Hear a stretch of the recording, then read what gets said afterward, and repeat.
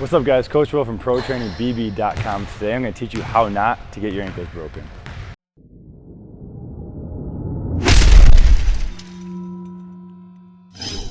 Alright guys, so today I'm going to teach you the anti-ankle breaker of preventing yourself from being on that highlight clip that you don't want to be on.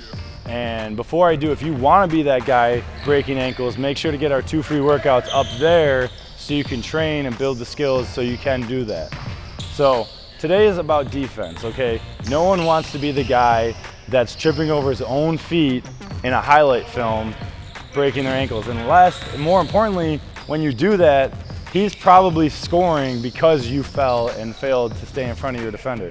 So, in order to prevent getting your ankles broken, there are 3 things that you need to focus on to take care of that. The first is being your stance, okay? A lot of you guys might know this, but if you don't, how to play good defense, okay? If I'm guarding somebody up here, right, I'm gonna have a wide base, all right?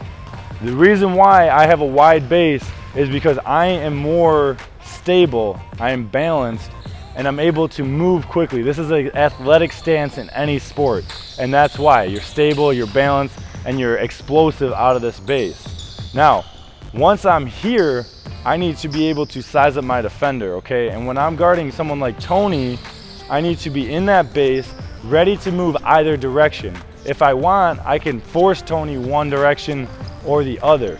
And this might be a good idea if the guy you're guarding is not strong going to his left or right. So if Tony's not strong going to his left, I'm going to be playing higher on my left, forcing him, giving him an angle, kind of telling him, hey, this is your best bet. So he goes that way. But if I'm in good athletic stance, it shouldn't really matter if I'm able to move quickly. Okay, so first I'm in that stance, I'm guarding Tony. Now, I want to give myself an arm's length space here, enough so I can pressure the ball. If Tony were to rip it, I can steal it, right? But I'm also not up so close that Tony could do a move and I could just get caught up on his feet. I need to have room to operate, but get into him. And when he does make that move, that's when you cut him off. So if he's driving this way, I can meet him with my chest. It gives me time to react. If you're up close, pressuring him, chances are you're either going to foul or get beat. But if you are quick and you happen to get the steal, that's good too. And your coach is telling you to pressure, you can do that. So there you got the balance here. But now once you're in that stance and Tony decides to make a move, the first thing you need to do is learn how to move your body and keep yourself on balance. So if Tony's driving this way, what do? I don't step with this foot first. I lift this foot up. So if Tony slides out of the camera real quick, I lift this foot up and I'm going to kick and push, okay? So I'm not stepping with this and getting off balance, because what's gonna happen? Tony crosses over, I'm gonna fall backwards, okay? So you need to make sure you're kicking and pushing and bringing this foot right back on balance. So if he keeps going, I keep going. If he goes this way, I go that way, okay? But I'm not crossing my feet, I'm not running forward, I'm staying with a kick, push, balanced approach to keep myself on balance. So if Tony comes back, this is what it would look like. Kick, push, kick, push. Now if he cuts back this way, same thing, okay? And what I look at when I do this is Tony's waist, not the basketball. If I start looking at the basketball, that's going all over sorts of places that I can't keep up with.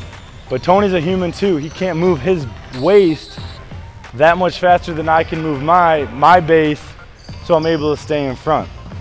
All right, so now that you know how to stay in front of the defender, that's not gonna be enough, okay? Because typically the person that's breaking ankles is a great ball handler. So if Tony's out there on the court and I match up on him, I'm a 4-man, okay? I'm not meant to guard a 1. If I were, I'd be out, there'd be 4 of me on the court for defensive purposes, but that's not who I am. And it depends on who you are. You might be a 1, okay? You might be a 5. Because no matter the situation, there can be a pick and roll, you can switch, and oftentimes when the mismatch occurs is when someone's ankles get broken. So to avoid that, if the mismatch does occur, you need to play to your strengths, okay? So as I said, for me, I have longer arms and I'm able to kind of reach higher quicker. So I don't have to be worried about Tony getting his shot off over me as much as a shorter defender would who's right here, okay? So you might need if you're short and quick, you might need to get a little bit closer to make him uncomfortable, as opposed to being tall and long and a little bit slower. Like Tony's quicker than me, so I need to be able to react. I need that time, so I keep that space. But the biggest thing is knowing your strengths and playing to your strengths. So in this case, if I'm guarding Tony, I'm gonna give myself a little bit more space than what I was showing before, because Tony was going half speed. If he's going full speed, my ankle might have been broke. So I'm here, I give myself that space.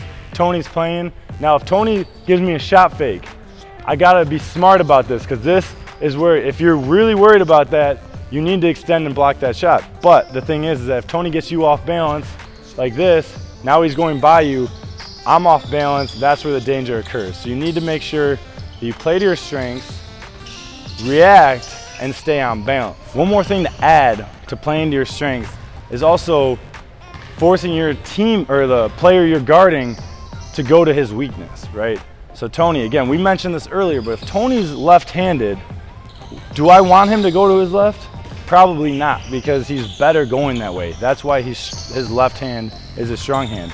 I'd want to force him to his right. So I'd already start here, forcing him that way, okay? So I'm coming here, now he's not as quick. He might lose control of the ball, and you've already done your job. And to add to that, you also might want to know where your help side is.